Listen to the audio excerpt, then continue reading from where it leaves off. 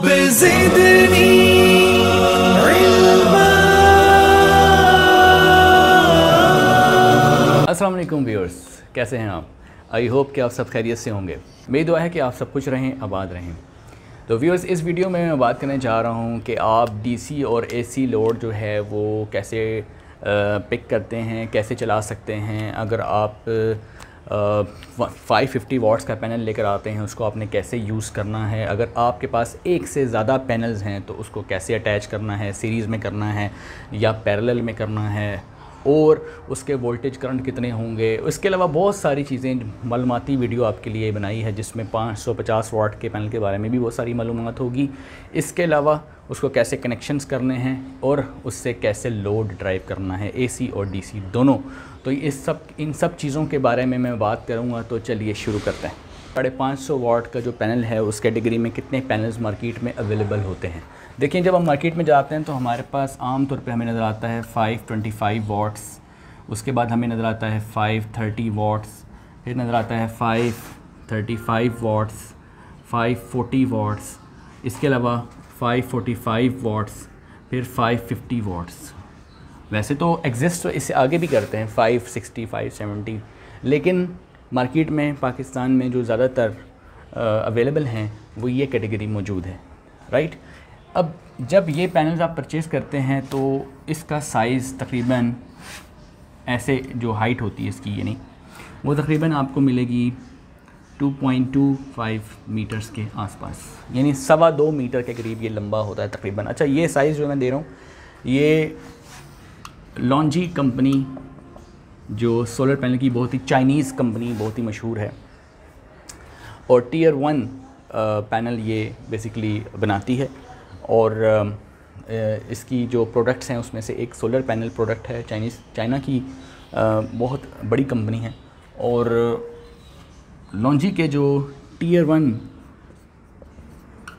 Tier 2, tier 3 ये standards हैं, quality के स्टैंडर्ड्स हैं, जो कि एक मैन्युफैक्चरर कंपनी जो है वो बेसिकली फ़ॉलो करती है प्रोडक्ट बनाते हुए। जब हम कहते हैं कि ये टियर 1 है तो इसका मतलब ये है कि सोलर पैनल की दुनिया में टियर 1 का मतलब ये होगा कि ये इसके जो मॉड्यूल्स हैं, जो इसके सेल्स हैं, वो हाई क्वालिटी के हैं और उसको हाई स्टैंडर्ड्स जो हैं वो फॉलो करते हुए बनाया गया है। और इसकी लाइफ जो है वो बहुत ज़्यादा है, यानी 25 साल उसकी लाइफ है। इसके अलावा उसके जो वारंटी है वो तकरीबन 10 से 12 साल है। इसका जो वेट है वो 27.5 किलोग्राम मिनिमम होता है, इससे ज़्यादा भी होता है, डिपेंड करता है ये कौन सी कैटेगरी का पैनल है। तो 27 से लेकर 32 किलोग्राम के दरमियान आम तौर पे इसका वज़न होता है।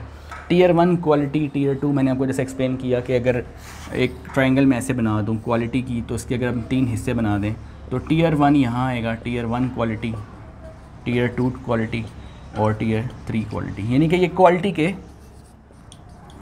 बिल्ड क्वालिटी के स्टैंडर्ड्स हैं जो मैन्युफैक्चरर फॉलो करता है।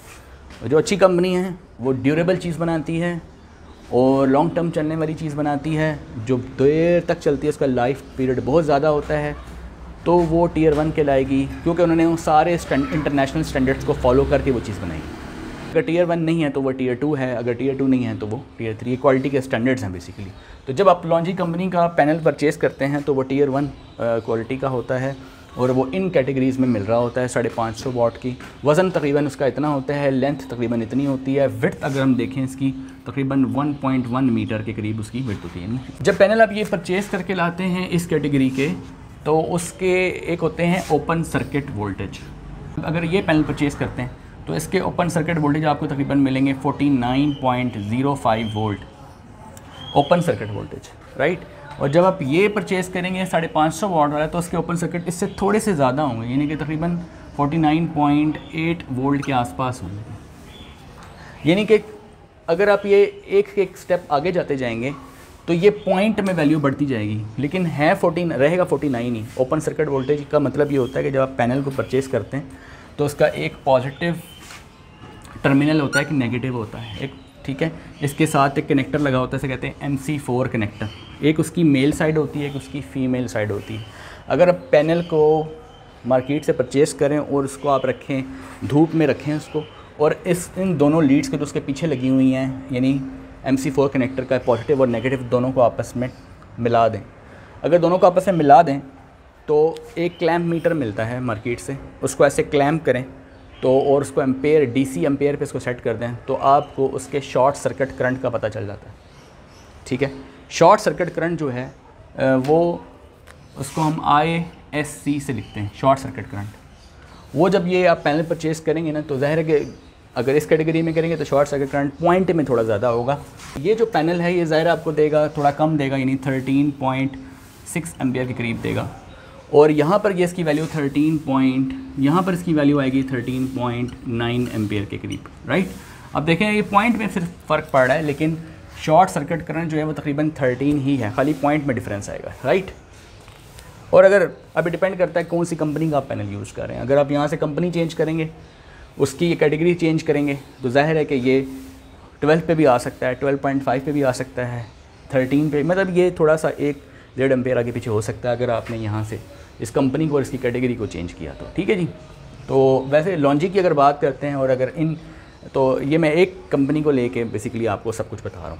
जब हमने पैनल मार्केट से परचेज़ किया और उसके प्लस और माइनस को आपस में कंबाइन किया और क्लैम्प मीटर को लेके वहाँ पे क्लैम्प करके DC एम्पेयर पे इसको रखा, यानी एम्पेयर मीटर हमने यूज़ करना है लेकिन DC करंट वहाँ सिलेक्टर होता है, सेलेक्ट करके DC करंट सेलेक्ट करके चेक करेंगे तो आपको वैल्यू ये मिलेगी वहाँ पर।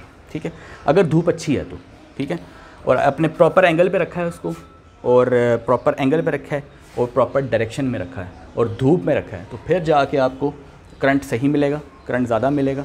वोल्टेज अगर आप इसके चेक करेंगे वहीं पे जब आप परचेज़ कर रहे हैं तो वो वोल्टेज आपको ये मिलने चाहिए ऑलमोस्ट, या इसके करीब करीब मिलने चाहिए। ठीक है, अब दो पैनल जब आप लाएँ कोशिश करें वो एक जैसे हों, जैसे अगर 550 का लाए हैं तो दूसरा भी 550 का ही हो।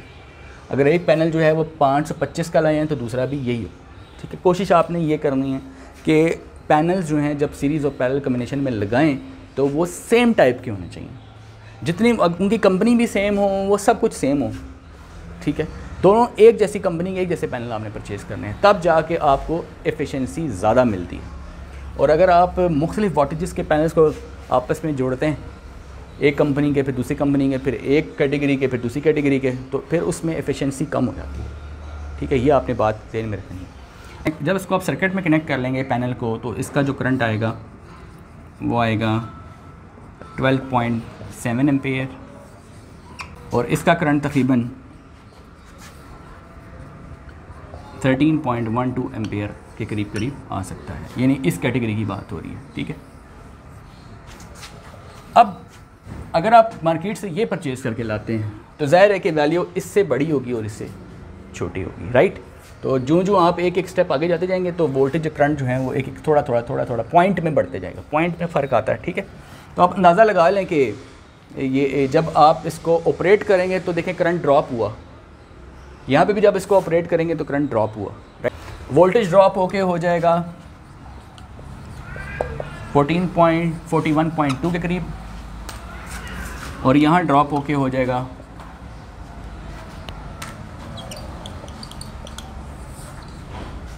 देखें जब आपने परचेज़ करके प्लस माइनस कनेक्ट किया था तो वो वोल्टेज कहाँ था 49 पे, और जब आपने सर्किट में लगाया तो कहाँ आ गया 41 पे। करंट कहाँ था 13.9 पे, ड्रॉप होके कहाँ आ गया 13.12 पे। इसी तरीके से यहाँ देखें 49.05 से ड्रॉप होके 41.2 पर आ गया। ये वो वैल्यूज़ हैं जो डाटा शीट्स में, लॉन्जी के डाटा शीट्स में गिवन होती हैं, राइट। अब प्रैक्टिकल सिनेरियो क्या होता है कि जब वहाँ वेदर चेंजेस के ऊपर डिपेंड कर रहा होता है, जैसे जैसे वेदर चेंज हो रहा होता है, जैसे जैसे एंगल, डायरेक्शन, वेदर, बहुत सारे चीज़ें हैं। ये नहीं कि फॉर एग्जांपल आप अपने पैनल लेके चेक कर रहे हैं तो आपकी वोल्टेज और करंट और वही पैनल अगर मैं अपने यहाँ पे लगाऊँ तो वोल्टेज करंट में थोड़ा सा फ़र्क पड़ सकता है। डिपेंड करता है कि आपने उसको कैसे इंस्टॉल किया, किस डायरेक्शन में, क्या डायरेक्शन सही थी, क्या उसका एंगल ठीक था, ठीक है, क्या उस पर कोई शेडो तो नहीं पड़ रहा था, क्या वो टियर 1 का था, या फिर उसको जो है जब इंस्टॉल किया तो उस टाइम वेदर कंडीशन मॉर्निंग का टाइम था, आपने जब चेक किया, जब आपने रीडिंग ली तो उस टाइम टाइम क्या था, 2 बजे चेक किया, 12 बजे चेक किया, ठीक है, पीक वेदर में चेक किया, विंटर्स में चेक किया कि समर्स में चेक किया। ये सारे पैरामीटर्स जो हैं वो डेफिनेटली मैटर करते हैं, ठीक है, एफिशिएंसी के ऊपर। सपोज़ करें कि आप एक MPPT परचेज़ करते हैं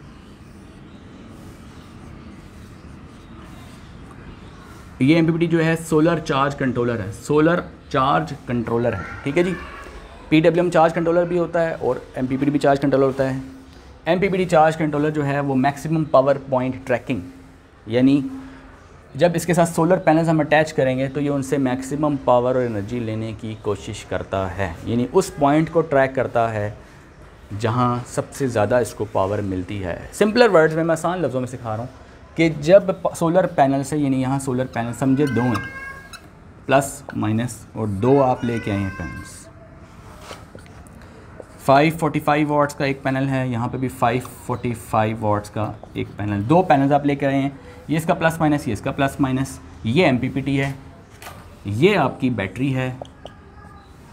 अब सवाल आप ये कर रहे हैं कि जी, और यहाँ आपका लोड है, ये आपका है DC लोड और ये आपका है AC लोड। AC लोड में क्या आते हैं, 220 वोल्ट वाले फ़ैन आते हैं, 220 वोल्ट वाले फॉर एग्ज़ाम्पल वॉशिंग मशीन आ जाती है, 220 वोल्ट की आपके पास बल्ब्स आ जाते हैं, एंड सो ऑन, ठीक है। इसका एक लाइन है, एक न्यूट्रल है, ये लोड का लाइन न्यूट्रल है, ठीक है। और DC लोड का मतलब है इसमें AC DC फैंस आ जाते हैं, इसमें आपके पास DC लाइट्स आ जाती हैं, इसके बाद आपके पास DC आयरन आ जाती है, इसमें आपकी DC मोटर आ जाती है, ठीक है। ये सारा DC लोड है और इन सब का एक प्लस होगा और एक माइनस होगा। जब आप 12 वोल्ट यहाँ पर सप्लाई करेंगे तो ये सारा लोड चल पड़ेगा, जब आप लाइन और न्यूट्रल यहाँ सप्लाई करेंगे तो ये लोड चल पड़ेगा, ठीक है। अब मार्केट से आपने AC DC फ़ैन भी परचेज़ किए हुए हैं, लाइट या मोटर, इनमें से एक चीज़ आपके घर में मौजूद है, या आपके घर में पंखे लगे हुए हैं, लाइट लगी हुई हैं, लेकिन चलाना कैसे है। ये बैटरी ले आए, ये MPPT परचेज़ करके ले आए, और ये आपके पास दो पैनल्स हैं। अब क्या करें, कैसे कनेक्शन करें। एक पैनल का तो मैंने पहले बताया था वीडियो में, फिर बाद में आप लोगों ने पूछा कि जी दो पैनल्स हों तो फिर आपस में कैसे कनेक्ट करें, सीरीज़ में करें या पैरेलल में करें। MPPT की एक है सोलर इनपुट, ठीक है, उस पर एक यहाँ लिखा है प्लस और माइनस, और एक है बैटरी, वहाँ पे लिखा है प्लस और माइनस। सबसे पहले जब आपने MPPT परचेज़ करना होता है तो आप उससे बैटरी कनेक्ट करते हैं, ठीक है जी। यहाँ पे आपने ये माइनस को माइनस से कनेक्ट कर दिया और प्लस को प्लस से कनेक्ट कर दिया। अब जैसे ही आपने ये बैटरी इसके साथ कनेक्ट की तो MPPT के ऊपर डिस्प्ले आता है, यहाँ पे आते हैं वोल्टेज, बैटरी के वोल्टेज, ठीक है, बैटरी के वोल्टेज आते हैं आम तौर पे, और यहाँ पर दूसरा डिस्प्ले आम तौर पे बना होता है या एक ही डिस्प्ले बना होता है। MPPT डिफरेंट किस्म के हैं, अगर एक ही डिस्प्ले भी हो सकता है, दो भी हो सकते हैं, और एक वैल्यू वहाँ पे आ रही होती है कि आउटपुट पे एम्पियर कितने हैं। अच्छा, अब देखें इनको आपस में कनेक्ट कैसे करना है जो, और इसको कैसे चलाना है, कनेक्शंस आपने सीखने हैं। अगर तो आप ये लेते हैं 80 एम्पेयर्स का MPPT आप परचेज़ करते हैं 80 एम्पेयर्स का, और उसकी जो MPPT रेंज है, MPPT voltage range, MPPT voltage range जो है इसकी DC जो होती है वो अगर 145 वोल्ट VDC यानी 145 वोल्ट DC तक है, फिर तो आप इसको सीरीज़ में लगाएंगे। मैं आपको ये रिकमेंड करता हूँ, फिर तो आप बेशक सीरीज़ में लगा दें, ठीक है। अगर MPPT रेंज इतनी है, प्रॉब्लम ये है यहाँ पर पाकिस्तान में, प्रॉब्लम ये है कि जो स्टिकर पे लिखा है वो एग्जैजरेट करके लिखा हुआ है, वो रॉन्ग इन्फॉर्मेशन है, एग्जैजरेशन की हुई है कंपनी ने, ठीक है। यानी कंपनी ने करेक्ट इन्फॉर्मेशन स्टिकर पे नहीं लिखी हुई। आप ये समझ लें स्टिकर पे अगर वैल्यू 100 लिखी है तो आप उसको 50-60 समझें, और अगर वो स्टिकर पर वैल्यू 145 लिखी है तो समझेंगे वो 100 से ऊपर नहीं लेके जाना उसको, ये 100-110 से ऊपर नहीं लेके जाना, क्योंकि स्टिकर के ऊपर जो इन्फॉर्मेशन है वो सिर्फ प्रोडक्ट सेल करने के लिए एक समझ लेंगे एक चीज़ है। बाकी आपको मैं ये बता दूंगा, अगर 145 वोल्ट DC उसने MPPT वोल्टेज लिखा हुआ है तो अगर यहाँ पे अगर वो दे रहा था, जब वो सर्किट में कनेक्ट होगा तो यहाँ वोल्टेज कितने आ रहे थे, 41 वोल्ट्स के आसपास आ रहे थे, ठीक है। 41 वोल्ट यहाँ आ रहे थे, 41 वोल्ट यहाँ आ रहे थे, राइट। कनेक्ट करने के बाद, यानी कनेक्ट करने का बाद का मतलब ये है कि जब सर्किट में कनेक्ट होगा तो उतने आएंगे, ओपन सर्किट की बात नहीं हो रही, ठीक है। अब होगा ये कि अगर आप इन दोनों को सीरीज़ में लगाते हैं तो ये वोल्टेज जमा हो जाएंगे, यानी कि 41 जमा 41 82 हो जाएंगे, और यहाँ रेंज में कितनी दी हुई है 145, राइट। तो अगर 80s में चले भी जाएँ, यहाँ पे ये तकरीबन 145 है तो कोई फ़र्क नहीं पड़ता, यानी इनको हम सीरीज़ में लगा सकते हैं। यानी इसका प्लस इसके माइनस के साथ जोड़ देंगे, एक का प्लस एक के माइनस के साथ जोड़ दें तो इसे कहते हैं सीरीज़ कनेक्शन। ठीक है, अब यहाँ से ये माइनस पिक करके ये सोलर के माइनस पे लगा देना है और यहाँ से ये प्लस पिक करके सोलर के प्लस पे लगा देना है। यानी कि MPPT का जो सोलर की पोर्ट है उसके माइनस को यहाँ पे और उस पोर्ट के प्लस को दूसरे पैनल के प्लस पे। ठीक है, यानी एक पैनल का माइनस और दूसरे पैनल का प्लस यहाँ आ जाएगा और उन दोनों के प्लस माइनस आपस में हमने कनेक्ट कर दिए। इसे कहते हैं सीरीज़। ये सीरीज़ में आपने कनेक्ट किए हैं। ठीक है, अब सीरीज़ में क्या होगा, 41 वोल्ट प्लस 41 वोल्ट, ये हो जाएंगे 82 वोल्ट्स। कम ज़्यादा हो सकती है वोल्टेज, ठीक है ना, ज़रूरी नहीं यही आएगी, आगे पीछे हो सकती है। अब फ़र्ज़ करो 80 से 82 वोल्ट आपके पास आ रहे हैं दोनों को सीरीज़ में, जबकि यहाँ कितने बताए हैं, किससे एक्सीड नहीं करना, 145 VDC से एक्सीड नहीं करना, लिहाजा ठीक है हम सेफ़ जोन में हैं। अगर ये बहुत एग्जैजरेट भी कंपनी कर रही हो, यानी कि थोड़ा सा ज़्यादा करके भी बता रही हो, तो चलो 145 ना सही 70-80 तो करेगा इजीली, लिहाजा आपका MPPT ख़राब नहीं होगा। और हाई वोल्टेज जब हम इसकी इनपुट पे देंगे, यहाँ पे वोल्टेज हाई हो रही होगी, यानी कि यहाँ पे 84 वोल्ट्स आ रहे होंगे और करंट जो है वो तकरीबन डिपेंड करता है वेदर पे, 8 एम्पेयर भी आ सकता है, 10 एम्पेयर भी आ सकता है, यानी करंट डेफिनेटली डिक्रीज़ करता है। ठीक है, तो उससे आपने नहीं घबराना कि करंट की वैल्यू कम आ रही है, करंट की वैल्यू कम भी आ सकती है, राइट। वोल्टेज आपके इतने ही आएंगे जितने बताए हैं आपको, इतने नहीं कि 80 के करीब आएंगे। ठीक है, अब यहाँ पे आपने ये लगा दी, बैटरी आपने यहाँ कनेक्ट कर दी। ठीक है, अब आप लगाना चाहते हैं, फॉर एग्जांपल आप छोटा मोटा लोड AC का चलाना चाहते हैं, आपके पास घर में UPS अगर नहीं है और घर में सिर्फ 2-3 पंखे 2-3 लाइट्स हैं फॉर एग्जांपल, तो आप एक मिनी इन्वर्टर भी लगा सकते हैं। मिनी इन्वर्टर वो कार इन्वर्टर भी कहते हैं इसको, छोटा सा होता है इतना सा, मिनी कार इन्वर्टर। अब उसके ऊपर जो स्टिकर लगा होता है वो तो मुकम्मल छूट होता है, मतलब वहाँ उस पर लिखा होता है जी ये 2000 वाट का, तो अगर 2 लिखा हो ना तो सम 1 0 काट दो उसको। ठीक है, झूठ का तो फिर यही इलाज है ना, 2000 वाट लिखा है ना तो यहाँ से 1 0 हटा दो और समझो वो 200 वाट है। ठीक है, और अगर यहाँ पे लिखा हो ना फॉर एग्जांपल 1500 वाट, फिर 1 0 हटा दो। मैं तो इस नतीजे पे पहुँचा हूँ जो मैं आपको बता रहा हूँ। ठीक है, क्योंकि ये चीज़ें मैंने भी धोखा खा के स्टिकरों पे बिलीव करके लेके ख़राब करके पैसे भी ख़राब किए, टाइम भी ख़राब किया, तो ये सब झूठ है। ठीक है, ये यहाँ मिनी इन्वर्टर के ऊपर जो कुछ लिखा है उसमें से 1 0 काट दो, उसको 10 से डिवाइड कर दो, 10 गुना समझो झूठ है। ठीक है जी, अगर 2000 लिखा है तो समझो 200 है, यानी 2 पंखे चला सकते हैं। अगर 2500 लिखा है तो समझो 3 पंखे चला सकते हैं। ठीक है, हाँ अब आप कहेंगे अच्छा सारी कंपनीज तो एक जैसी नहीं होती। हाँ बिल्कुल सही कह रहे हैं आप, बिल्कुल सही बात है, सारी कंपनीज एक जैसी नहीं होती, लेकिन पाकिस्तान में अनफॉर्चुनेटली सारी कंपनीज चाइना की। ठीक है, अब चाइना में भी क्वालिटीज़ हैं, तब उसमें भी Tier 1 Tier 2 Tier 3 क्वालिटी है, क्वालिटी लेवल है। अब शोर कंपनी है चाइना की, बहुत अच्छी कंपनी है, शोर कंपनी का मिनी इन्वर्टर बहुत अच्छा है। आप 1000 वाट का इन्वर्टर ले लें तो आपके आराम से 2 से 3 पंखे 2-3 लाइटें आराम से चल जाती हैं।